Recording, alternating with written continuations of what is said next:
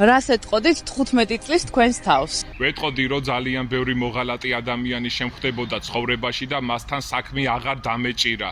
თუმცა სამწუხაროდ ისე წარიმართა ჩემი ცხოვრება, რომ ძალიან ბევრჯერ ვენდებ კვლავ მოღალატე ადამიანს იმ იმედით, რომ ის ღალატს გულში აღარ გაივლებდა. თუმცა სამწუხაროდ ღალატი უპატიებელია, თუ ერთხელ გიღალატებთ ადამიანი, მასთან ჯობია რომ ურთიერთობა გაწყვიტოთ.